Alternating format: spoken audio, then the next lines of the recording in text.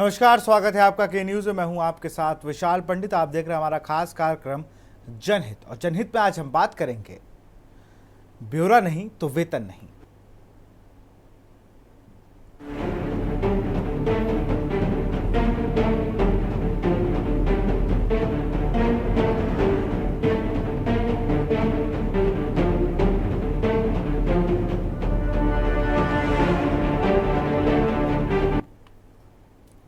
UP में बिजली विभाग के 7,572 बिजली कर्मियों का सितंबर माह का वेतन रोक दिया गया है।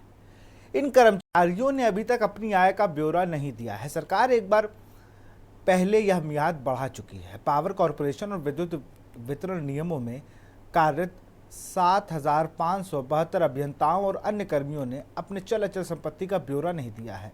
इनके खिलाफ प्रबंधन ने सख्त कदम उठाया है। निर्देशन दिया गया है कि जब तक ये कार्मिक संपत्ति का ब्यौरा नहीं देंगे तब तक उनका सितंबर माह का वेतन नहीं दिया जाएगा।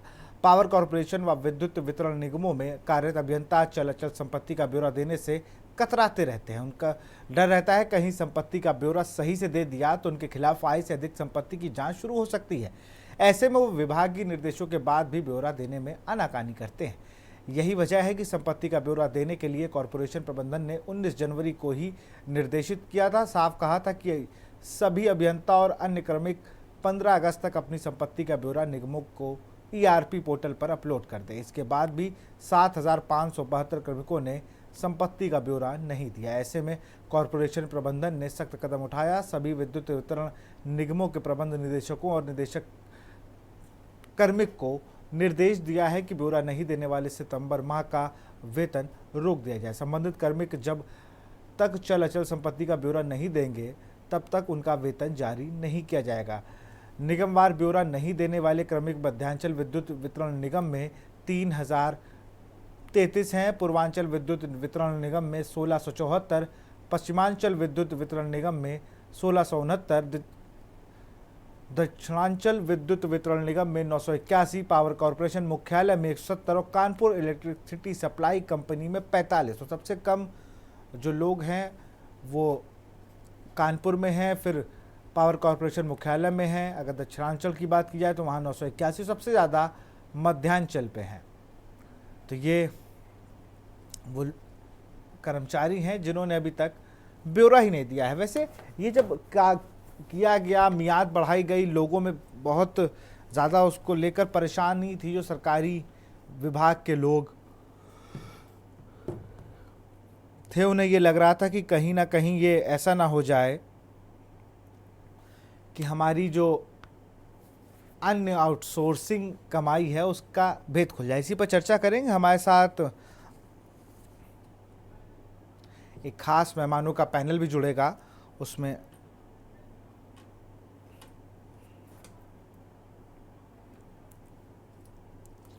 और सबसे पहले तो हमारे साथ विजय त्रिपाठी जुड़ गए हैं, अध्यक्ष हैं बिजली मजदूर संघ से। सर, स्वागत है आपका। सबसे पहला सवाल कि ये कानपुर के लिए एक अच्छी चीज़ है कि भाई यहाँ पर मात्र 45 कर्मी ऐसे हैं जिन्होंने ब्यौरा नहीं दिया। वैसे इन्हें भी ब्यौरा दे देना चाहिए था, तो इसमें शून्य होता तो और अच्छा लगता। अब उन 45 कर्मियों की भी जो है वेतन रोक दिया गया है। जी। टेस्को हमेशा हर चीज में आगे ही रहा है और इस मामले में भी पारदर्शिता में भी सबसे आगे है। 45 लोग देखने पड़ेंगे कौन ऐसे लोग हैं, क्योंकि टेस्को में सीधी भर्ती के लोग बहुत पुराने 90 में आखिरी बार भर्ती हुई थी। तो बहुत से लोग ऐसे होंगे, उनमें से बड़ी संख्या होगी चतुर्श्रेणी कर्मचारियों की, या वैसे लोग होंगे जो कंप्यूटर चलाना नहीं जानते होंगे। तो जो रह गए हैं कोशिश करेंगे कि उनका भी भरवा दिया जाए जल्दी से जल्दी। इस फैसले को लेकर आप कैसे देखते हैं कि अपनी संपत्ति की तो लोग कतरा क्यों रहे हैं, लोग डर क्यों रहे हैं? कई ऐसे नहीं, अब जैसे आपने कहा चलिए वो चतुर्श्रेणी के होंगे तो उनको हो सकता है लिंक की, अब तो लिंक प्रोवाइड है भाई कि आप उनका ग्रुप है, हो सकता है व्हाट्सएप ना यूज़ करते हो, ये तो एक अन्यथा बात हो गई। लेकिन ओवरऑल अगर हम विद्युत विभाग की बात करें तो लगभग 7,500 से अधिक कर्मचारी हैं जिनका ये वेतन रोका गया। तो एक संदेश क्या होना चाहिए कि भाई आप अपनी संपत्ति जो आपको है आपके पास उसका ब्यौरा दे दीजिए अच्छे तरीके से, आपको क्या दिक्कत है? सरकार को भी नोट डाउन रहेगा। ऐसे तो आपने दो नुकसान किए, एक तो आप संदिग्ध के घेरे में आए और दूसरा आपका वेतन भी रुक गया। बिल्कुल देना चाहिए, एकदम देना चाहिए। पारदर्शिता मनुष्य के जीवन में अवश्य होनी चाहिए। और ज्यादातर लोग देते हैं। अब ये देखना पड़ेगा, ये जिनकी रुक रही है सैलरी, ये कौन लोग हैं। अगर ये पढ़े लिखे लोग हैं और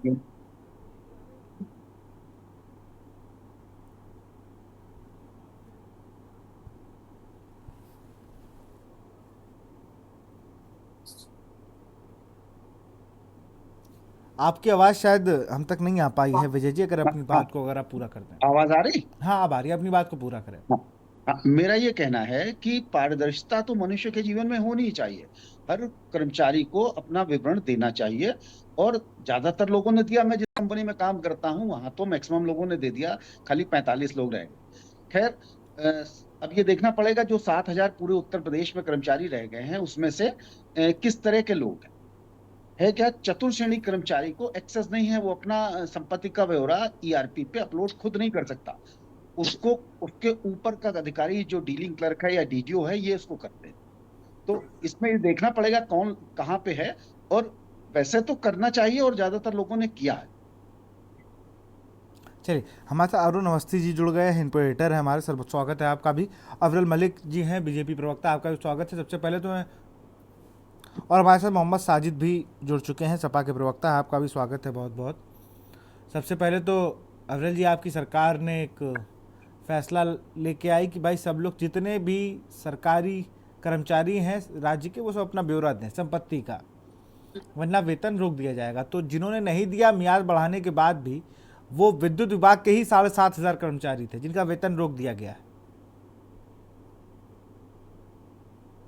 जी नहीं, देखिए, जहां तक विषय है संपत्ति का ब्यौरा देने का, तो संपत्ति का ब्यौरा देने में किसे आपत्ति है? आखिर किसी को इस विषय पर आपत्ति होनी ही नहीं चाहिए मेरे अनुसार।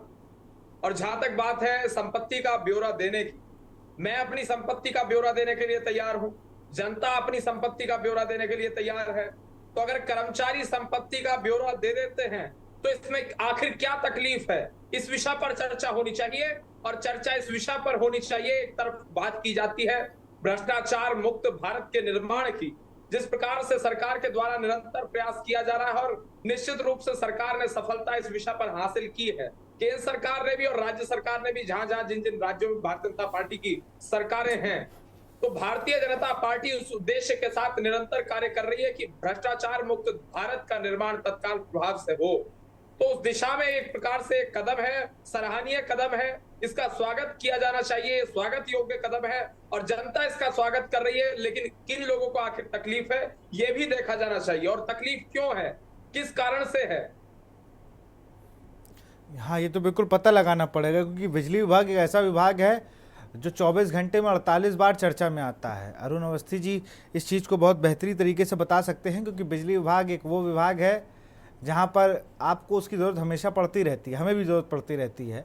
लेकिन मध्यांचल विद्युत जो है निगम, वहाँ से अगर कोई बिजली ले रहा तो उसके लिए एक अच्छी बात है। लगभग 3,000 लोगों की वहाँ, माफ़ करिए, 3,033 लोगों की वहाँ पर तनख्वाह रोक दी गई है। उन्होंने अपना वेतन का जो संपत्ति का ब्यौरा वो नहीं दिया। बड़ा सवाल ये है कि भाई 3,000 लोग एक ज़िले में, मध्यांचल जहाँ तक जा रही है, तो उनको डर किस बात का है? उनको तो दे देना चाहिए कि भाई मेरे पास तो ये है, मेरे पास साइकिल है, मेरे पास स्कॉर्पियो है, मेरे पास और कोई अन्यथा 4 पहिया 10 पहिया जितना पहिया, दे दो ब्यौरा, बताओ उनको कहाँ से लाए हो।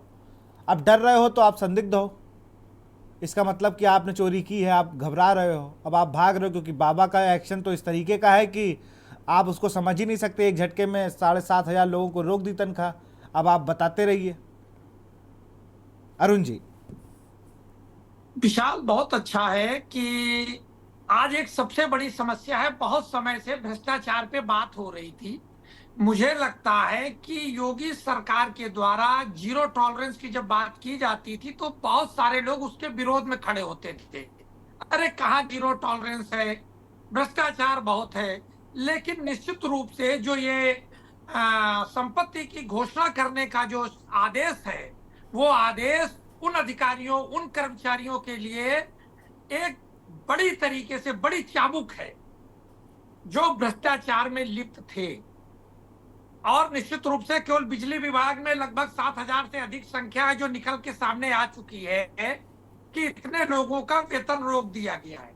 विशाल बहुत बड़ी बात बता रहे हैं। कुछ ऐसे विभाग हैं, राजस्व विभाग के जो कर्मचारी हैं, बिजली विभाग के जो कर्मचारी हैं, ग्राम विकास के जो कर्मचारी हैं, पंचायती राज के जो फील्ड के कर्मचारी हैं, ऐसे कई विभागीय कर्मचारी हैं जिनकी पत्नियां शादी के बाद एकदम से इनकम टैक्स पे बन जाती हैं।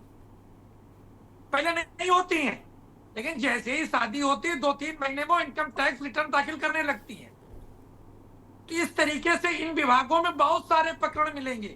लेकिन जिस तरीके से संपत्ति की घोषणा का जो आदेश जारी हुआ था, उस आदेश के बाद अब बिजली विभाग में 7,000 से अधिक ऐसे कर्मचारी चिन्हित किए गए हैं जिन्होंने अपनी संपत्ति की घोषणा नहीं की है, और संपत्ति की घोषणा जो अधिकारी कर भी रहे हैं तो जो सरकार का फॉर्मेट है उस पे नहीं कर रहे हैं। एक फिक्स फॉर्मेट है, उस फॉर्मेट पे करेंगे तो ये बताना पड़ेगा कि मेरी इनकम क्या है, मेरे पास क्या है, पत्नी के पास क्या है, बच्चों के पास क्या है। तो अभी और बहुत सारे लोगों के वेतन रुकेंगे, या कुछ अगर इनकी जांच होती है तो बहुत सारे लोगों के रुकेंगे। कुछ लोगों ने घोषणा कर भी दी है, लेकिन आधी अधूरी की होगी। क्योंकि मैंने जो पढ़ा है, जिस तरीके से शासनादेश हुआ और शासनादेश के बाद जो एक फॉर्मेट जारी किया गया, इस फॉर्मेट पर आपको अपनी संपत्ति की घोषणा करनी है। उस संपत्ति की घोषणा करने में बहुत सारे विभाग पीछे रहेंगे। कुछ ऐसे विभाग होंगे जो कर ही नहीं सकते हैं, वो ये प्रयास करेंगे कि नौकरी छोड़ दी जाए या कुछ सेटिंग कर ली जाए, करनी पड़े, या कुछ सेटिंग कर ली लोग भी जाए। मिलेंगे। अभी तो 7,500 के लगभग लोग केवल बिजली विभाग में विशाल मिल गए हैं। बहुत सारे विभाग हैं जहां इससे भी अधिक लोग मिलेंगे। राजस्व विभाग में एक छोटी सी पोस्ट का कर्मचारी होता है लेखपाल। ऐसे ऐसे लेखपाल हैं जिनके पास करोड़ों की संपत्ति है और वो अरबों की तरफ बढ़ रहे हैं। ऐसे लोग कैसे बताएंगे कि हमारी तनख्वाह तो 45,000 है और हमारे पास संपत्ति इतनी हो गई है, कैसे समझा पाएंगे। तो विशाल ये बात तय है कि योगी सरकार का जो ये आदेश है, ये उन भ्रष्टाचारी कर्मचारियों के लिए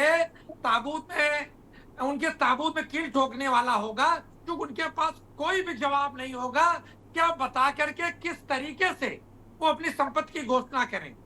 विशाल बिल्कुल, अब संपत्ति की घोषणा मुझे लगता है ये सब पे लागू हो जाना चाहिए, हमें आप पर भी लागू हो जाए। हम लोग भी जब कोई चीज़ करने जाते हैं तो बड़ा पूछा जाता है। आयुष्मान कार्ड नहीं बन रहा है, लेकिन सरकारी कर्मचारी भी ऐसे हैं कुछ लोग जो सारी चीज़ें अपना मज़े भी काट रहे हैं और पैसा भी, जो आउटसोर्सिंग पैसा है। पहले तो स्टाफ तक हम सीमित थे ना कि ये आउटसोर्सिंग स्टाफ है, लेकिन वो आउटसोर्सिंग स्टाफ से आउटसोर्सिंग सैलरी कब बन गई है ये किसी को नहीं पता है। अगर बिजली विभाग की मैं बात करूँ तो विजय जी इस चीज़ को समझते होंगे, जो कि आप अन्यथा ना लें उस बात को, लेकिन एक मीटर लगवाने के मैंने इसी बिजली विभाग पे कार्यक्रम किया था, जबकि बात चल रही थी कि भाई ये बहुत कम रेट पे हो जाएगा, अब 3 गुना कम हो जाएगा, 10 गुना कम हो जाएगा। लेकिन आज भी अंडरग्राउंड लाइन डल रही है कई शहरों में स्मार्ट सिटी के अंतर्गत, तो वहाँ पर भी इतनी उगाही है वहाँ पर कि अगर आपके सामने, घर के सामने बॉक्स रख दिया उन लोगों ने, तो अगले दिन हटाने के 2-4-6 हज़ार लिए ले रहे हैं कि अच्छा ठीक है हम आपके घर पे के सामने बॉक्स नहीं लगाएंगे। तो हर तरीके से खेल हो रहा है, जहाँ जिसको मिल जा रहा है वहाँ से आदमी, वैसे कहते हैं ना गंगा का पानी बह रहा, कहीं पे भी आप डाल के आचमन कर लीजिए, वाली स्थिति है सर। विजय जी जी, जो अंडरग्राउंड वायरिंग की आप बात कर रहे हैं, आपको बता दें कोई भी सरकारी कर्मचारी इसमें इन्वॉल्व नहीं है। अंडरग्राउंड जो लाइन लगाने का ठेका है, निजी कंपनियों को ठेका दिया हुआ है और वो कंपनियां भ्रष्टाचार कर रही हैं। उस पर कौन लगाम लगाएगा? उस पर तो इसी सरकार को लगाना पड़ेगा। जो अंडरग्राउंड वायरिंग में जो भ्रष्टाचार है वो यही कर रहे हैं और कर्मचारियों का शोषण कर रहे हैं। ये अपने कर्मचारियों को वेतन तक नहीं देते। जो व्यक्ति आपके यहाँ लाइन, इस समय बिजली विभाग में कर्मचारी रही कहाँ गया? जितना मेंटेनेंस का काम देख रहा है सब आउटसोर्स का कर्मचारी देख रहा है, प्राइवेट ठेकेदार देख रहे हैं। वो ठेकेदार विभाग से तो अपना पूरा ले लेते हैं, जो भी उनका टेंडर होता है उसका वेतन। जो कर्मचारी जो मेहनत कर रहा है, जो लाइन का काम कर रहा है, उसको पूरा पैसा नहीं दिया जाता और उससे कहा जाता है जाओ साइड पे कमाओ खाओ। इसको कौन रोकेगा? इसकी जिम्मेदारी किसकी? बदनामी हम बिजली कर्मचारियों की हो रही है। तो आप भी की हो रही, वो तो सीधे कहते हैं हम कैस्को से हैं, हम लेसा से हैं, वो तो सीधे कहते हैं। उसको रोकने की जिम्मेदारी भी सरकार की। अच्छा, दूसरी बात मैं ये कह रहा था, ये जो विषय से इतर हो गए हम लोग। विषय प्रमुख था संपत्ति की घोषणा। राज्य सरकार ने सभी राज्य कर्मचारियों के लिए ये कहा है कि आपको अपनी संपत्ति की घोषणा करनी और करनी चाहिए। 20 लाख सरकारी कर्मचारी है पूरे प्रदेश में, उसमें बिजली का भी कर्मचारी है। मगर इसी राज्य सरकार ने छोटा कर्मचारी, जो छोटा कर्मचारी है उसको है, इसी राज्य सरकार ने जो जिम्मेदार लोग हैं, आईएएस हुए, पीसीएस हुए, आईपीएस हुए, इन लोगों को संपत्ति की घोषणा मानव संसाधन पोर्टल पर करने से मना कर दिया। क्या भाई ये दोहरा मापदंड क्यों है? क्यों आईएएस ऑफिसर और पीसीएस ऑफिसर का नहीं होगा मानव संसाधन पोर्टल पे? इसकी जिम्मेदारी कौन? छोटे कर्मचारी तो छोटे ही वो करता है। दूसरी चीज मैं कहना चाहता हूँ, इस पे कौन लगाम लगाएगा? जो लोकतंत्र का चौथा खंभा है, इसको कौन देखेगा? जो अदालतों में हर तारीखों पे 20 रुपए, 25 रुपए, 100 रुपए, 200 रुपए वो पैसा जाता है, और क्या सबको मालूम नहीं है साहब के घर का राशन का कौन पेशकारी तो लेके आता है? इस पे कौन लगाम? तो ये दोहरा मापदंड नहीं, छोटा कर्मचारी है इसलिए बेईमान है, उसके ऊपर चाबुक चलाइए। हम तो कहते हैं कोई भी बेईमान आपने कहा है, लोकतंत्र का चौथा स्तंभ, चौथे स्तंभ शब्द का आपने प्रयोग किया, तो इसका अर्थ है आप मीडिया के ऊपर भी सवाल खड़े कर रहे हैं। आप क्या कहना चाह रहे हैं, कृपया स्पष्ट कर दीजिए अपने बयान को। मेरा ये कहना है कि न्यायालयों में ये सब जानते हैं बिना पैसा लिए डेट नहीं मिलती। न्यायालयों में ये सब जानते हैं बिना पैसा दिए कागज नहीं देखा जाता। नहीं तो न्यायालय और जुडिशरी चौथा स्तंभ नहीं है लोकतंत्र का, तीसरा चौथा हो स्तंभ गया, मीडिया दूसरा है हो गया, लोकतंत्र का। निकल गया होगा। और मान्यवर ये हो गया चौथा स्तंभ, एक स्तंभ, 4 स्तंभ में से एक स्तंभ। मैं सुधारता हूं अपनी बात को, लेकिन उसको कौन देखेगा भाई? इसको कौन देखेगा? ये दुनिया जानती है कि साहब के घर का राशन पेशकारी लगता है, तो इसको कौन देखेगा? इसको भी तो देखना सरकार की जिम्मेदारी है। आईएएस अपना क्यों नहीं करेगा मानव संपदा पोर्टल पर? इस देश में सारी व्यवस्था उच्च अधिकारियों जिनके पास है, जो जिनके पास ड्राइंग डिस्पर्सिंग पावर है, वो अपना मानव संपदा पोर्टल पर नहीं करेंगे। क्यों नहीं करेंगे भाई? क्या सरकार ये सरकार से ऊपर है क्या? वहां भ्रष्टाचार नहीं है? वहां राजा हरिश्चंद्र बैठे हुए, सब बेईमान कर्मचारी है। छोटा कर्मचारी 2000 5000 रुपए का कर्मचारी बेईमान है, और लाखों करोड़ों वाला नहीं, जिनके घरों में जब पैसा मिलता है तो मशीनें लगानी पड़ती है नोट गिनने के लिए, वो अपना नहीं करेंगे। क्यों नहीं करेंगे भाई? चलिए साजिद भाई के पास आऊँगा। साजिद भाई, सबको सुना आपने और कुछ गहन चिंतन पे भी मुझे नज़र आ रहे हैं, कुछ आंकड़ों के साथ मुझे लगता है पेश होने वाले हैं। आप अनम्यूट कर लेंगे तो हम आपको सुन पाएंगे। आपकी आवाज़ हम तक नहीं आ रही है।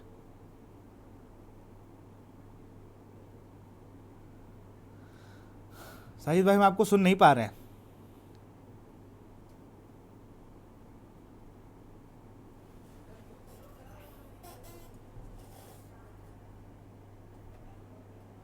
चलिए तब तक मैं अवरल से जवाब लेता हूँ। अवरल, जवाब दीजिए। जी देखिए, जहां तक बात है संपत्ति डिक्लेयर करने की, तो इसमें कोई इतनी बड़ी समस्या है मुझे तो ऐसा नजर नहीं आ रहा है। और अगर कुछ है, किसी व्यक्ति को है या मुट्ठी भर लोगों को है, तो इसमें स्पष्ट रूप से एक तो संदिग्ध के घेरे में आ रहे हैं। नंबर एक, आपने जो कहा, नंबर दो, चोर की दाढ़ी में तिनके जैसी बात है। तो इस प्रकार का व्यवहार बिल्कुल भी करना ही नहीं चाहिए। अगर संपत्ति के ब्यौरे की बात है तो इसमें आखिर आपत्ति क्या है?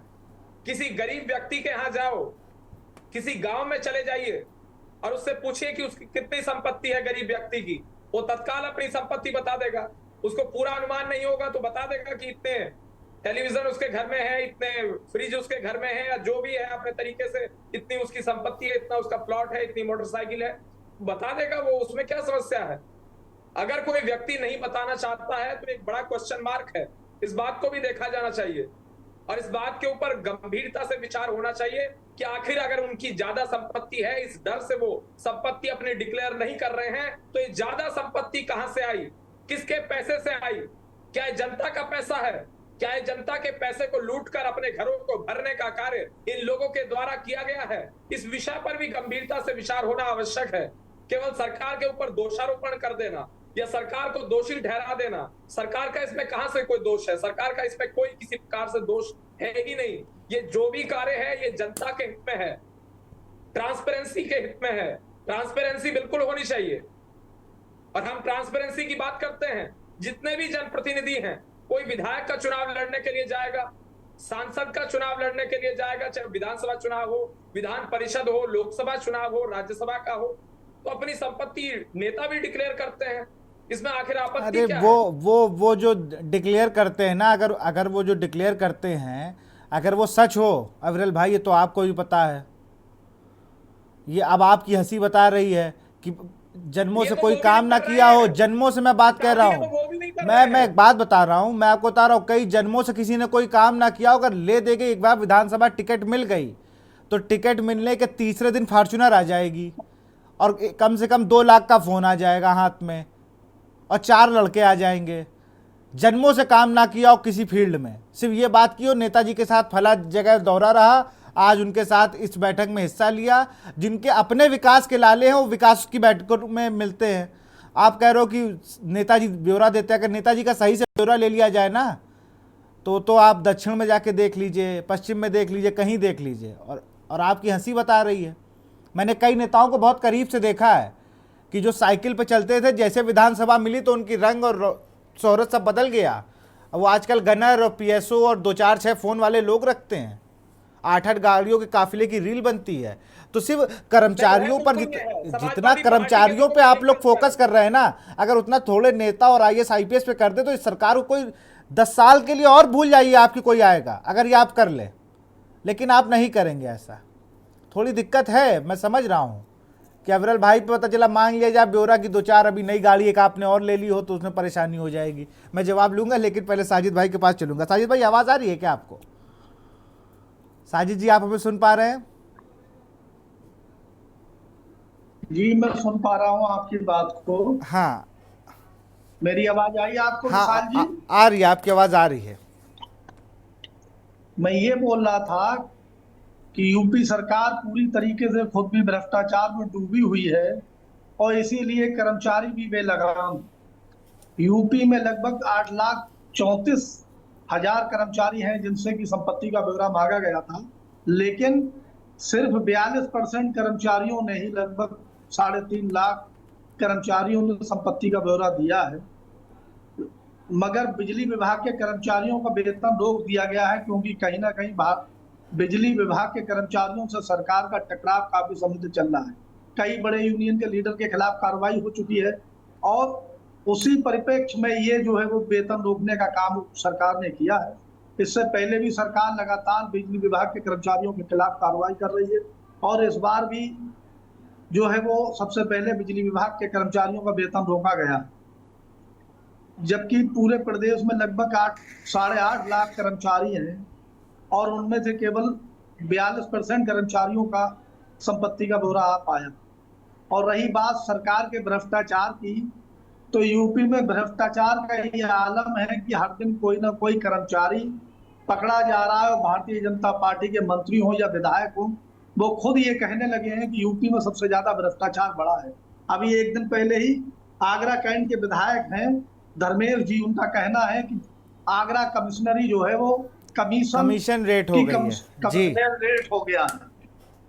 तो आप सुन ही रहे, इससे पहले भी मोती सिंह जी हो या तमाम और मंत्री हो सरकार के, पीलीभीत के भी एक विधायक हैं, वहां विधानसभा पड़ती है बीसलपुर, उसके विधायक रहे हैं और उनके बेटे इस समय विधायक है विवेक वर्मा। उनके पिता ने तो भी भ्रष्टाचार को लेकर वहां धरना दिया है बीसलपुर में। तो यूपी में सबसे ज्यादा भ्रष्टाचार बढ़ गया है। और रही बात देश की, देश में भी यही अगर आप सत्ता आयोग की रिपोर्ट देखेंगे तो 2022 तक देश में सबसे ज्यादा भ्रष्टाचार से जुड़ी शिकायतें आई हैं, लेकिन उनका रिकॉर्ड सरकार ने देना बंद कर दिया है। ये भी इतिहास में पहली बार हुआ है कि सरकार भ्रष्टाचार से जुड़ी शिकायतों को छिपाने लगी। तो जब सरकार खुद भ्रष्टाचार के अखंड में डूबी हुई हो तो उससे आप जो है वो निष्पक्षता और ईमानदारी की कैसे उम्मीद कर सकते हैं। लेकिन ये जो बिजली विभाग के कर्मचारियों का वेतन रोकने का मामला है, ये संपत्ति के ब्यौरे से जुड़ा नहीं मामला है, ये मामला पुराना टकराव है। कहीं ना कहीं कर्मचारियों का शोषण हो रहा है और इसीलिए पूरी यूपी में कर्मचारी जो है वो खपा है और कर्मचारी भारतीय जनता पार्टी के खिलाफ मतदान कर रहे हैं और कर्मचारियों ने जो है वो भारतीय जनता पार्टी को हटाने का बीड़ा उठाए हुए हैं और ये आने वाले आपको चुनाव में दिखेगा। और अभी लोकसभा चुनाव में दिखा भी है कि जो भारतीय जनता पार्टी 400 का पार नारा दे रही थी, वो जो है वो 64 सीटों से केवल 33 पर आकर रुकी है और अगली बार हो सकता है कि 403 में से आके केवल 100 या 70-73 पे ही दिखाई देगी। चलिए अरुण जी की तरफ करें। अरुण जी के पास चलेंगे, लेकिन यहाँ वक्त है एक छोटे से ब्रेक का।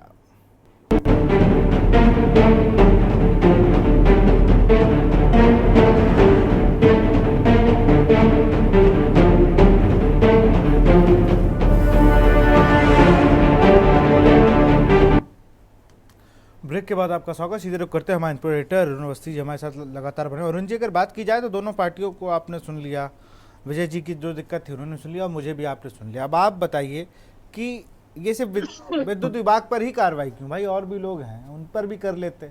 कई डॉक्टर्स हैं जिन्होंने नहीं दिया है, कई ऐसे अधिकारी हैं जो ब्यौरा देने से इतना कतरा रहे हैं कि लखनऊ में डेरा डाले हुए हैं कि भाई साहब ब्यौरा ना लीजिए, बाकी जो कुछ चाहिए वो हम दे देंगे। सर, ऐसा नहीं है कि केवल बिजली विभाग पे, विद्युत विभाग पे कार्रवाई हुई है। कार्रवाई कई और भी विभाग है। जैसे मैं भी मैसेज करके कहीं से मैंने जानकारी ली है, आबकारी में 1 महीने पहले बहुत कड़ाई से इसको लागू कर दिया गया था। विद्युत विभाग का मामला ये है कि विद्युत विभाग का मामला जिसमें से विभागीय स्तर से एक निर्देश निकला और एक ऑर्डर निकल गया कि वेतन नहीं दिया जाएगा। सितंबर का जो अक्टूबर में वेतन मिलना होता वो नहीं दिया जाएगा, जो लोग नहीं देंगे। आज 29 तारीख तक लगभग 7,500 से अधिक लोगों ने अपना ब्यौरा दाखिल नहीं किया है, इसलिए ये चीज सामने आ गई है। एक और चीज बता दें विशाल कि कार्रवाई, चूंकि नियम बन चुका है, आदेश आ चुका है, तो कार्रवाई सब पे होगी। मैं तो मानता हूं कि सारे कर्मचारी ईमानदार हैं। अब बात उनके विभाग की आ जाती है। मैं तो वही बात कह रहा हूं, मैं किसी को बेईमान नहीं मानता हूं। अविरल जी जैसे बता रहे थे कि जनप्रतिनिधि अपना ब्यौरा देने में आगे रहते हैं, बिल्कुल सही। अभी मैं लोकसभा चुनाव के समय कई चीजें पढ़ रहा था, कई बड़े नेताओं का, उसमें सिर्फ भाजपा के लोग नहीं थे, विभिन्न दलों के लोग थे, जिनकी संपत्ति में 100 गुना तक इजाफा हुआ है 5 साल 10 साल में। मैंने वो भी देखा है।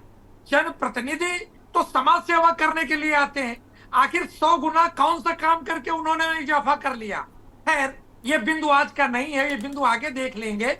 आज का बिंदु यही है कि सारे कर्मचारी ईमानदार हैं, सारे अधिकारी ईमानदार हैं। लेकिन भाई आपको मना किसने किया है ब्यौरा देने में? आप ब्यौरा दे दो, अपना वेतन उठाओ, आपकी बात हो ही नहीं रही है। हम तो बात उनकी कर रहे हैं जो ब्यौरा नहीं दे रहे, जिनका वेतन रोका गया है। अब चूंकि आपने ब्यौरा दिया नहीं, इसलिए आप पे चर्चा हो रही है, आप पे उंगली उठ रही है। उंगली इसलिए उठा रहे हैं क्योंकि ब्यौरा, जो जिन बिंदुओं पे ब्यौरा देना है, उन बिंदुओं में आपको अपना देना है, अपनी पत्नी का देना है, अपने बच्चों का देना है, और आपने वो चीज दाखिल नहीं की। आखिर कुछ तो समस्या है। उस समस्या को सामने लाने के लिए आपको आगे बढ़ना पड़ेगा। आखिर आप क्यों नहीं देना चाहते? क्या समस्या है? कहां से आप पैसा लेके आए हैं जो पैसा आप नहीं खोल सकते हैं? कार्रवाई होगी। जिस तरीके से ये आदेश यूपी सरकार ने जारी किया है, मुख्य सचिव के स्तर से जारी किया गया है, उसमें सरकार ने मुझे लगता है 3 महीने का इंतजार कर लिया है। अब इंतजार नहीं होगा और हर विभाग से इस तरीके की रिपोर्ट आएगी विशाल, जिसमें इनका वेतन रोका जाएगा और अब आगे चल के कार्रवाई भी होगी। अच्छा है, मैं इसका समर्थन करता हूं, क्योंकि जो व्यक्ति पब्लिक के बीच में भी गलत है और सरकार के बीच में भी गलत है, उस पर कार्रवाई होनी चाहिए। अभी तक पब्लिक कहती थी कि साहब लेखपाल महोदय तो पैसा मांगते हैं, पैसा ना दो तो काम नहीं करते हैं। तो मुझे लगता है ऐसे ही कर्मचारी हैं जो अपना ब्यौरा दाखिल नहीं कर रहे हैं, जो पब्लिक से पैसा मांग मांग करके इकट्ठा कर लिए हैं और अब बताने की स्थिति में नहीं है कि भाई इसको कैसे खोला जाए, कैसे बताया जाए, क्या बताया जाए कि कहां से हमने ये मकान बनाया है 1 करोड़ रुपए का, वेतन तो हमारा इतना नहीं है। ऐसे लोग सिर्फ अपना ब्यौरा दाखिल नहीं कर रहे हैं, और मैं तो कहता हूं सारे ईमानदार हैं, लेकिन ईमानदारी से अपना संपत्ति का ब्यौरा भी दाखिल कर दो सरकार के सामने, और उसके बाद सरकार जो निर्णय ले उसका सामना करो। विशाल, बिल्कुल। और देखिए, जब आप मेरा सीधा मानने से आप वाली बात से मैं सहमत हूं। भाई मैं आपको गलत मान ही नहीं रहा हूं, सरकार तो खुद आपको ऑप्शन दे रही है ना। सरकार तो खुद कह रही है कि अगर आपके पास जितनी जो चीजें हमें बता दीजिए, कल को आप ये ना कहे भाई साहब ये देखिए मेरे पास था लेकिन आपने हमसे कहीं पूछा ही नहीं। अविरल मलिक जी, साजिद जी ने कई गंभीर आरोप आप पर लगाए, आपकी पार्टी पे लगाए, आप पे तो नहीं। उसी बीच आपने एक अपना महंगा फ़ोन भी दिखा दिया मुझे पता है कि अब ब्यौरे की बात आएगी तो मैं सारे नेताओं का अगर ब्यौरा लेना शुरू कर दिया जाए तो मुझे लगता है कि वो भी ठीक रहेगा। प्रवक्ताओं का भी ब्यौरा लेने की जरूरत है सारी पार्टियों को। जी नहीं, देखिए जहां तक बात है समाजवादी पार्टी के जो प्रवक्ता अभी बोल रहे थे, जी तो आखिर जो अमीर लोग हैं वो सब समाजवादी पार्टी में ही हैं। भारतीय जनता पार्टी में ऐसे लोग हैं, ऐसे नेता हैं, और देखिए जो राजनीति में है वो संत बिल्कुल नहीं है, लेकिन ये विशेष बात है, ये विशेष संयोग है, जो भारतीय जनता पार्टी में है वो अवश्य संत है। क्योंकि मां भारती के सेवा के उद्देश्य के साथ जिस प्रकार से भारतीय जनता पार्टी के लोग कार्य करते हैं वो सबको मालूम है। और जिस प्रकार से राष्ट्रीय स्वयंसेवक संघ के प्रचारक को अगर देखा जाए, वो साइकिल पर किस प्रकार से दूर दराज के इलाकों में जाते हैं और मां भारती की सेवा के उद्देश्य के साथ निरंतर कार्य करते हैं, तपस्या करते हैं। उस पार्टी से हम बिलोंग करते हैं, भारतीय जनता पार्टी से। हम राष्ट्र सर्वोपरि की बात करते हैं, सेल्फ लास्ट की बात करते हैं। और जिस प्रकार से अगर बात की जाए समाजवादी पार्टी की, तो इन्हें क्या चाहिए? इन्हें मर्सिडीज चाहिए, इन्हें रेंज रोवर चाहिए, इन्हें लैंड क्रूजर चाहिए। ये महंगी गाड़ियों का शौक रखने वाले लोग हैं, अमीर लोग हैं, ये बड़े लोग हैं, सत्ता का सुख भोगने वाले लोग हैं। लेकिन भारतीय जनता पार्टी यदि सत्ता में आती है तो राजनीति नहीं करती है। भारतीय जनता पार्टी यदि सत्ता में आती है तो सत्ता सुख भोगने के लिए नहीं आती है। हम यदि राजनीति में आते हैं, यदि हम सत्ता में आते हैं, यदि हम कुर्सी पर आते हैं, तो जनसेवा के उद्देश्य के साथ आते हैं। और ये बहुत से आरोप लगा रहे थे, आरोप लगा रहे थे समाजवादी पार्टी के प्रवक्ता मित्र। इन्हें ये भी बता देना चाहिए कि समाजवादी पार्टी के नेता जो पकड़े जा रहे हैं, जिनके ऊपर आरोप सिद्ध हो रहे हैं, उनके विषय में भी ये जरा बता दें कि उनके ऊपर किस किस प्रकार के आरोप हैं और किस किस प्रकार के कार्य उनके द्वारा किए गए। मैं एक चीज बता दूं कि यूपी के सबसे अमीर विधायक आपकी पार्टी के हैं और आपके पड़ोसी जिले मेरठ के ही हैं भाई साहब। लगभग 148 करोड़ रुपए की संपत्ति है उनके पास।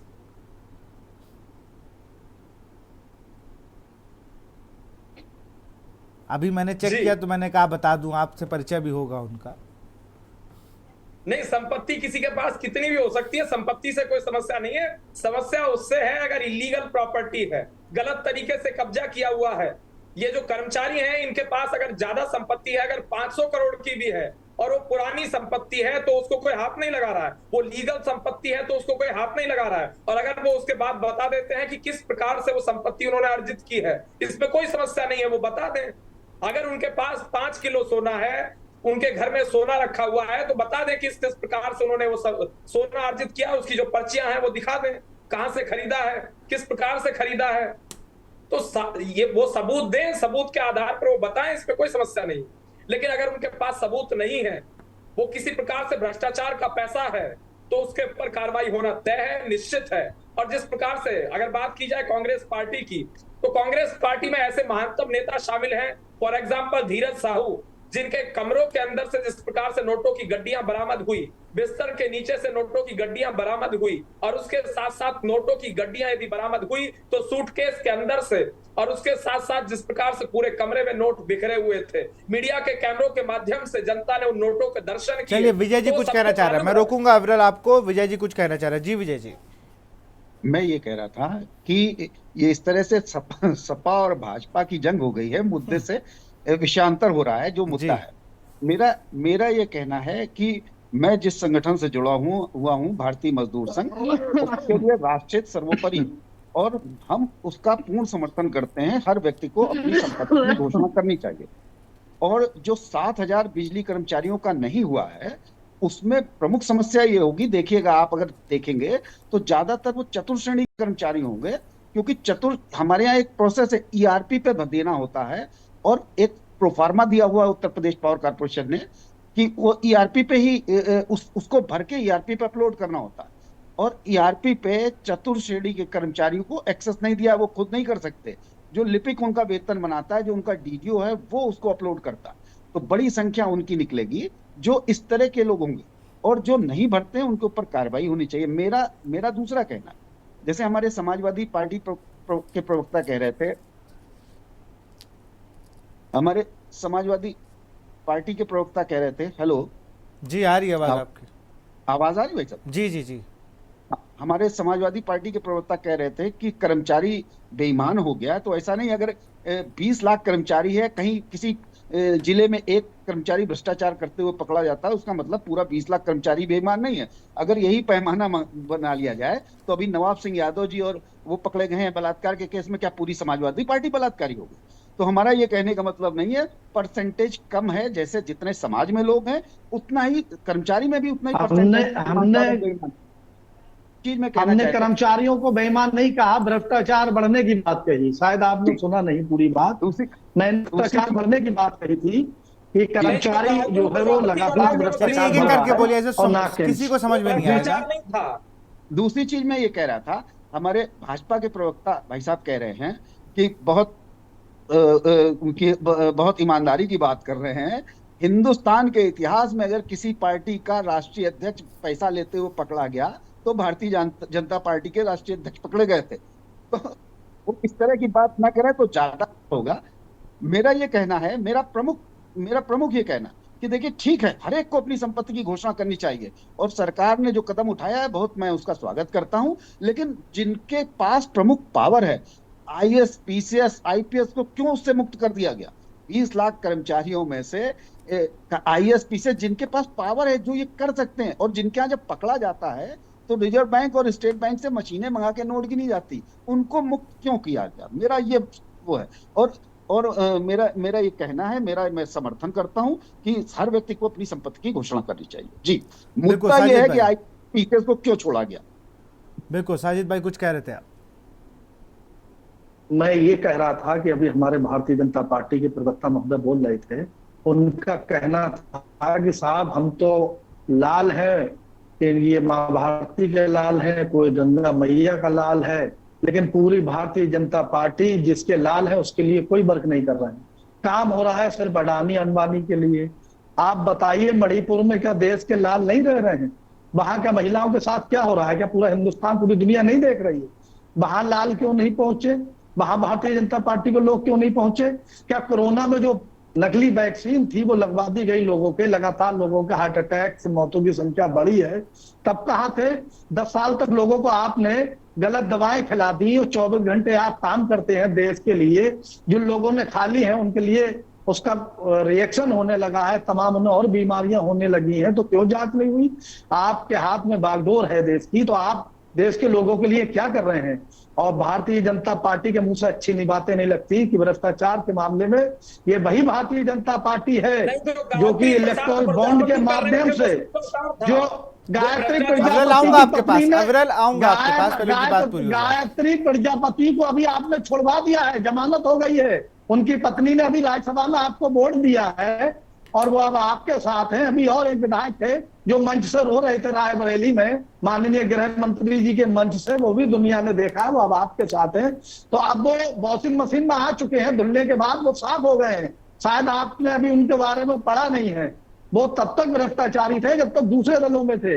अब वो भारतीय जनता पार्टी की वॉशिंग मशीन से धुल के साफ होकर आ चुके हैं, भ्रष्टाचार उनसे खत्म हो गया है। मेरे प्रवक्ता महोदय, आप उनके बारे में जानकारी करिए, वो भारतीय जनता पार्टी की वॉशिंग मशीन से निकल चुके हैं। और इलेक्टोरल बॉन्ड के माध्यम से भ्रष्टाचार किस तरीके का बढ़ावा दिया गया कि आप चोरी करिए, ठेका लीजिए, आप इलेक्टोरल बॉन्ड के माध्यम से पैसा दीजिए। देश के, हिंदुस्तान के बड़े बड़े जो वैक्सीन और नकली जिनकी कंपनियां थी, जिनको नकली ब्रांड थे, उन लोगों ने पैसा दिया। जो लॉटरी बाज थे उन लोगों ने पैसा दिया। तो हिंदुस्तान में एक लॉटरी बाज ने तो 750 करोड़ रुपए दिया। शायद आपने उनके बारे में पता नहीं किया। और आप बात कर रहे हैं समाजवादी पार्टी सबको साथ लेके चलती है, दलित पिछड़ों को साथ लेके चलती है, पीढ़ियों को साथ लेके चलती है, हर समाज के हर दबे कुचले को साथ लेकर चलने वाली पार्टी समाजवादी पार्टी है। और ये भारतीय जनता पार्टी वही है जिनको अभी सही से बैट पकड़ना नहीं आता है, लेकिन वो आईपीएल से लेके और बीसीसीआई में छक्के और चौके लगा रहे हैं। किसके साहबजादे हैं, कहा कितने मैच खेले हैं उनको मालूम है? कभी आपने देखा उनको क्रिकेट की एबीसीडी? तो किस तरीके से लूट मार है, मैनेजमेंट भी होता है भाई, दुनिया देख रही है। मैनेजमेंट भी होता है। जगमोहन डालमिया कितना क्रिकेट खेले थे लेकिन अध्यक्ष हुए ना, किस तरीके से देखिए, ये केवल Bharatiya Janata party railway cell भेल बेच चुकी है, उसको खत्म कर चुकी है। अब बारी, अगली बारी बिजली की है, इसलिए ये बिजली पे काफी समय से चल रहा है। और मैं और आपको एक बात बता दूं विशाल जी, मुझे बहुत अच्छा लगा आपने पैनल तय किया है, लेकिन कहीं ना कहीं इस पैनल में भाजपा से जुड़े लोग ज्यादा हो चुके हैं तो और भी दलों को बिठा लें। चाहे भारतीय मजदूर संघ हो, वो भारतीय संघ का ही एक विंग है, और भारतीय जनता पार्टी हो, वो भी संघ की विंग है। तो कहीं ना कहीं एक बात कहेंगे बगैर 10 बातों पे एक साथ खड़े होंगे। तो मैं चाहता हूं कि ये बहुत आपका अच्छा चैनल है, और ईमानदारी से मैं के न्यूज में अक्सर बैठता हूं, बहुत निष्पक्षता से बात रखते हैं। तो पैनल बनाते समय थोड़ा इस चीज पर ध्यान दें कि कहीं ना कहीं अगर आप एक तरफ बजरंग दल बिठा लेंगे, भारतीय मजदूर संघ बिठा अरे लेंगे, भारतीय संगठन मजदूर बिठा संघ तो लेंगे, सीधा भाजपा से तो सवाल अगर कर रहा जितने बिठा है। लेंगे, आपसे कहाँ कहा भैया, आपसे कहाँ कहा? वो तो खुद कह रहे हैं कि वो मजदूर- इकलौती पार्टी है जिसका राष्ट्रीय अध्यक्ष घूस लेते पकड़ा गया। ये वो मैं थोड़ी कह रहा हूँ।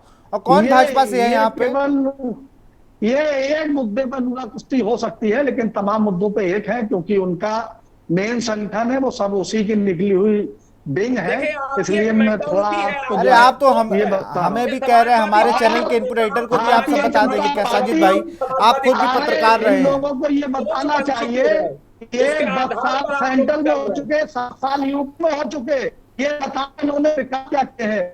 तो ये उस समय बड़ा तकलीफ में है, क्योंकि पैसा इकट्ठा नहीं, करते भी सरकार है तो हमारी और बनेगी हर पैसा इधर जगह। उधर चला जाता है, बेचारे चलिए लोग दोनों भी लोग को क्या रोकूंगा, करें। मैं रोकूंगा इनकी विजय जी के तकलीफ पास चलेंगे। विजय जी, FIR दिल्ली बनाम यूपी जो चल रही है, उस चक्कर में ये FIR भी दर्ज नहीं करा पा रहे हैं। बड़ा मोटा इनको झटका लगा है, और ये अफसोस में है, और ये बोल भी नहीं सकते कि हमारे साथ इतना बड़ा कांड हो चुका है। तो ये भारतीय जनता पार्टी की कथनी और करनी में बड़ा अंतर है। ये भारतीय कहते जनता कुछ है, पार्टी इन्हें की जनता के कथनी और मुद्दों से करनी कोई में मतलब अंतर नहीं है। अंतर ये समाजवादी पार्टी की बताइए कथनी 10 और साल करनी तक है। इन्होंने ये जो 10 समाजवाद साल तक उसको इन्होंने बताते हैं, चलिए मेरे पास समय की कमी है साजिद, मैं आपको रोकूंगा। अग्रवाल आपको भी रोकूंगा, मैं सीधे चलूंगा। मैं विजय त्रिपाठी के पास चलूंगा, आप दोनों को मैं रोकूंगा। विजय जी, क्या इसकी पहले जांच नहीं होनी चाहिए थी? जो दबाए अब आके चलिए मैं जांच हुई, रोकूंगा। जिन लोगों साजिद ने भाई खाली, आपको उसके लिए रोकूंगा। क्या करेंगे? साजिद भाई समय की कमी है, मैं अविरल भाई को भी रोकूंगा, और विजय जी आपके पास चलेंगे। विजय जी, आरोप आप पे लगा दिया गया कि आप बीजेपी से जुड़े हैं, आप मजदूरों की क्या बात करेंगे भाई? भारतीय मजदूर संघ से मुझे कोई मतलब, भारतीय मजदूर संघ को भारतीय जनता पार्टी से कोई संबंध नहीं है। हम एक गैर राजनीतिक मजदूर संघ हैं। हम मजदूरों के बीच में ही काम करते हैं। जो जो सत्य है, जो दिख रहा है, वो कहते हैं। मैंने अभी भाजपा के प्रवक्ता के लिए भी कहा कि भाई उन्हीं के राष्ट्रीय अध्यक्ष, पहले राष्ट्रीय अध्यक्ष थे जो कैमरे पे घूस लेते पकड़े गए। मैं सपा के प्रवक्ता से भी कहना चाहता हूं कि माननीय मुलायम सिंह जी तो एक हमारी बिरादरी के थे, शिक्षक थे। प्रोफेसर रामगोपाल जी हैं, वो भी शिक्षक हैं। परिवार के तमाम सदस्य शिक्षा के क्षेत्र में हैं, और वो भी एक कर्मचारी हैं। ऐसी कौन सी कमाई थी, इतनी कितनी तनख्वाह थी कि ऑस्ट्रेलिया में टापू खरीद लिया गया, इंग्लैंड में होटल खरीद लिया गया? कौन सी कमाई आई थी? इसकी घोषणा कौन करेगा? इसकी इसकी इसकी इसकी पूछताछ कौन करेगा? माननीय नेताजी की और 10 साल जांच हुई है, और भारतीय जनता पार्टी की सरकार ने उनको क्लीन चिट दी है। अभी 2019 लोकसभा चुनाव से पहले क्लीन चिट दी गई, जो संपत्ति के मामले की जांच चल रही थी। तो या तो कहीं ना कहीं आपको जानकारी नहीं है, या फिर भारतीय जनता पार्टी ने जांच हुई तो जांच उनको होने बोलने के बाद दीजिए, फिर आपके पास आऊंगा। आपकी सरकार में। साजिद भाई आऊंगा आपके पास, आऊंगा। अविरल आपको भी रोकूंगा, उनकी बात पूरी होने दीजिए। अविरल आपको भी रोकूंगा, अविरल आपको भी रोकूंगा। विजय जल्दी से अपनी बात को खत्म करें। प्रमुख मुद्दा यह है कि प्रमुख मुद्दा यह है कि पारदर्शिता होनी चाहिए। कोई भी व्यक्ति हो, चाहे सार्वजनिक जीवन में अगर जनता की सेवा के लिए आ रहा है, चाहे वो नेता हो, चाहे वो कर्मचारी हो, पारदर्शिता सब में होनी चाहिए, और इसको सबको पालन करना चाहिए। हमेशा एक ऊपर से नीचे तक है, आदर्श ऊपर से होना चाहिए। आदर्श व्यवस्था जो ऊपर वाले करते हैं तो नीचे वाले अपने आप ईमानदार हो जाते हैं। मुद्दा यह है कि कर्मचारियों की तनख्वाह रोक दी गई, वो ठीक है। मुद्दा यह है कि IAS, PCS, IPS अफसरों को मुक्त क्यों कर दिया गया मानव संपदा पोर्टल पर अपनी संपत्ति की घोषणा करने से? मुद्दा यह है। और आपस में एक दूसरे को कहना या ना कहना दुनिया देख रही है। कौन सी राजनीतिक दल ईमानदार है, कौन सा भ्रष्ट है, वो दुनिया देख रही है। मुद्दा प्रमुख ये है कि चलिए ठीक है, मैं तो समर्थन करता हूं, संपत्ति की घोषणा होनी चाहिए। और जो नहीं कर रहा है जानबूझ के, एक तो वह है चतुर्श्रेणी कर्मचारी जिसके साथ दिक्कत है, जो मैं समझ रहा हूं अपने विभाग में, जो जानकार होने के बावजूद नहीं कर रहा है, उसके ऊपर कार्रवाई भी होनी चाहिए। मैं उसका समर्थन करता हूं। लेकिन उनको मुक्त क्यों किया जा रहा है जिनके हाथों में वाकई पावर है, जिनके हाथों में सच से निकल के सरकारी धन जाता है? चलिए मैं आऊंगा, पहले अरुण जी के पास चलूंगा, फिर आपके पास आऊंगा अविरल फाइनल कमेंट के लिए। अरुण जी, आप हमें सुन पा रहे हैं? चलिए अविरल, आप कुछ कहना चाह रहे थे? जी जी जी। विशाल जी दोबारा दोहराइए। जी, अभी आपने सुना जिस विशाल तरीके से जी, लगातार सब पर जी आरोप विशाल लग जी गए, अभी सब पर आरोप लग गए हम सब पे कि हम लोग बीजेपी से, पैनल जो हमारा है वो लगभग बीजेपी। विशाल जी ऐसा है चलिए कि चलिए, अब एक मैं एक का मैं मैं बता मैं रहा हूँ माफी के कि साथ अरुण जी आपको त्रिपाठी जी ने रोकूंगा, कहा सीधे आईएएस मैं अरुण जी आपको माफी आईएएस के साथ रोकना चाहूंगा, सीधे आपको गोरखपुर ले चलते, यहाँ पर सीएम योगी आदित्यनाथ क्या कुछ कह रहे हैं सुन लेते हैं।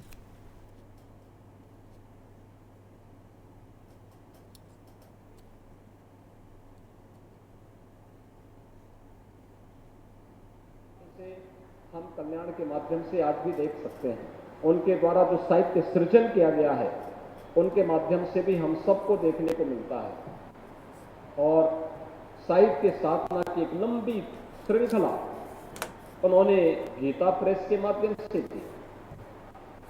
गीता प्रेस आज का ही नहीं बल्कि दुनिया का सनातन धर्म का साहित्यिक प्रचार प्रसार का सबसे बड़ा केंद्र बनकर के उभरा है। इसके पीछे का कारण है सरदेव भाई जी की साधना। सरदेव भाई जी ने उस कालखंड में जो नींव रखी, जिस प्रकार की साधना को उन्होंने आगे बढ़ाया, उसका परिणाम हम सबके सामने देखने को मिला जब गत वर्ष गीता प्रेस की स्थापना की शताब्दी महोत्सव के कार्यक्रम चल रहे थे। गीता प्रेस ट्रस्टी बोर्ड से जुड़े हुए लोग मेरे पास आए थे 2022 में। उन्होंने मुझसे कहा कि गीता प्रेस के शताब्दी महोत्सव के कार्यक्रम होने हैं, इसका उद्घाटन का कार्यक्रम। मैंने कहा भी ये सब बोलने से नहीं काम चलने वाला। यह कार्यक्रम हमारे लिए बहुत मायने रखता है। गीता प्रेस जैसी संस्था के 100 साल पूरे हो रहे हो, एक सामान्य नहीं असामान्य घटना है। और असामान्य घटना के लिए असामान्य कार्यक्रम हमें बनाने चाहिए। असामान्य कार्यक्रम कैसे हो? तो मैंने कहा देखो, इसमें हमारा प्रयास हो कि भारत के शीर्ष संवैधानिक प्रमुखों को इस अवसर पर बुलाया जाए। वर्ष भर अलग अलग प्रकार की गोष्ठियां हो, भारत के वैदिक साहित्य पर, भारत के पौराणिक साहित्य पर, भारत के उपनिषदों पर, भारत के शास्त्रों पर एक नए चिंतन को आगे बढ़ाने की शुरुआत की जानी चाहिए। भारत का जो वैदिक साहित्य आज हम सबको देखने को मिलता है, श्रवण परंपरा से आज जिस ग्रंथों के माध्यम से हम सबके सामने सुलभ है, आखिर यह भी किसी चिंतन की देन है, भारत की ऋषि परंपरा की देन है। अगर उन ऋषियों ने इस चिंतन को आगे नहीं बढ़ाया होता, श्रवण परंपरा के साथ ही जुड़ा होता, यह देश गुलाम हुआ होता, गुलामी के बाद पूरी परंपरा नष्ट हो गई होती, सारी चीजें हमारी समाप्त हो गई होती। आत्म विस्मृति का अभाव जो आज हम सबको देखने को मिलता है, आत्म गौरव का अभाव जो आज हर एक पक्ष में तिरोहित होता हुआ दिखाई देता है, यह हमें उस कालखंड में भी दिखाई दिया होता अगर हमारे पास वैदिक साहित्य इतना उत्कृष्ट कोटि का नहीं होता। तो हमने बाद में गुलामी के कालखंड में जब हम लोग अपनी आत्मविस्मृति के दौर से गुजर रहे थे, उस कालखंड में भारत की वैदिक साहित्य को लेकर के दुनिया के अनेक देशों ने अनेक शोध किए, अनेक उपलब्धियां हासिल की। आज भी आप देखेंगे अपनी उद्यमिता, अपने रिसर्च एंड डेवलपमेंट के कार्यक्रम के लिए दुनिया के अंदर विख्यात जर्मनी भारत के वैदिक साहित्य को लेकर के जिस गंभीरता के साथ कार्य कर रहा है, कार्य किया है, ये उसी कालखंड की देन है जब हम आत्मविस्मृति में खोए हुए थे। आत्म गौरव के भाव को जब हम लोगों ने तिरोहित कर दिया था, लेकिन उसी समय भारत के इस वैदिक साहित्य से प्रेरणा लेकर के यूरोप का एक देश खड़ा हो रहा है, और खड़ा होकर के वो अपने देश में नवाचार को, उद्यमिता को बढ़ावा देकर के दुनिया की एक ताकत के रूप में अपने आप को प्रस्तुत कर देता है। लेकिन हमने अपनी विरासत को विस्मृत किया, परिणाम हमारे सामने है, गुलामी हमारी पीछे नहीं छोड़ी। एक लंबे समय तक ये देश गुलाम बना रहा, और मैंने उस समय भी इसीलिए गीता प्रेस ट्रस्ट बोर्ड को कहा था, मैंने कहा हमें इन कार्यक्रमों को एक लंबी परंपरा के साथ जोड़ करके आगे बढ़ाना चाहिए। और मुझे प्रसन्नता है कि इस अवसर पर उद्घाटन कार्यक्रम में भारत के माननीय तत्कालीन राष्ट्रपति श्री रामनाथ कोविंद जी और समारोह पर भारत के यशस्वी प्रधानमंत्री श्री नरेंद्र मोदी जी का आगमन इस कार्यक्रम में हुआ। और सबके मुंह से जो एक शब्द निकल रहा था, ये सच है, गीता प्रेस की स्थापना प्रियंका जी ने किया था। लेकिन गीता प्रेस को गीता प्रेस बनाने के लिए जो साहित्य साधना की, वह सरदेव भाई जी ने की थी। और भाई जी के प्रति श्रद्धा का वह भाव उन दोनों महापुरुषों के मुंह से निरंतर निकलता रहा। और यही कारण था कि गत वर्ष का भारत सरकार की ओर से दिया जाने वाला गांधी शांति पुरस्कार गीता प्रेस को मिला था, गीता प्रेस की साहित्य साधना के लिए, और जिसमें सरदेव भाई जी का सबसे बड़ा योगदान है। बहनों और भाइयों, याद रखना, एक पुरुष ने कहा था कि अगर कोई व्यक्ति महान है तो उसकी महानता का एहसास तब होना चाहिए जब 50 और 100 वर्ष के बाद लोग उसको उसी श्रद्धा भाव के साथ याद करें। जीते जी सब करेंगे, सब लोग स्मरण करेंगे। सब लोगों के अपने अपने भाव होते हैं, अपने अपने स्वार्थ होते हैं, अपने अपने। जो यहाँ पर आप गोरखपुर से योगी आदित्यनाथ को सुन रहे थे। फिलहाल हमारे साथ जुड़े सारे मेहमानों का बहुत बहुत शुक्रिया। अविरल मलिक आपका शुक्रिया, मोहम्मद साजिद आपका शुक्रिया, विजय त्रिपाठी आपका बहुत बहुत शुक्रिया और अरुण अवस्थी आपका बहुत शुक्रिया। फिलहाल जनहित में देखते रहिए न्यूज़ इंडिया। नमस्कार।